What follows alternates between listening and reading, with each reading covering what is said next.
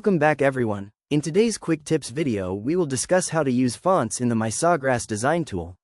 Whenever you want to add text to your project, you will use the text box in the top left corner of the screen to type out whatever words or phrases you want to add.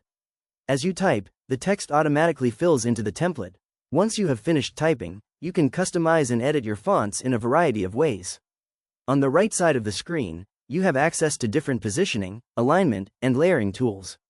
You can use these tools to exercise full control over how your font is oriented within the template. The left side of the screen offers some additional customization features. Underneath the text box, the first option available is to change the style of the font. The MySawgrass design tool offers hundreds of different font styles. The vast majority of these are free to use with the standard version of this program. You can explore the different fonts that are available by scrolling through, or you can use the search bar and filtering tool if you are looking for something specific. Please also be aware you can use the heart icon to favorite a font at any time. This will allow you to store your preferred fonts, so you can easily locate them whenever you need them. Another option in this section is the ability to upload your own personal fonts.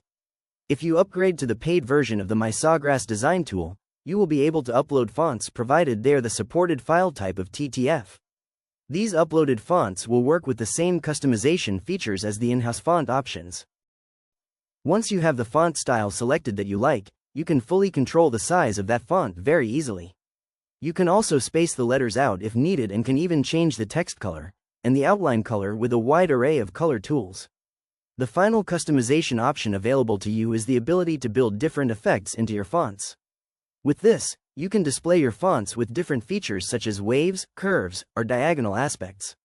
The effects are a great way to add personality to your overall project. That's all for today. See you next time.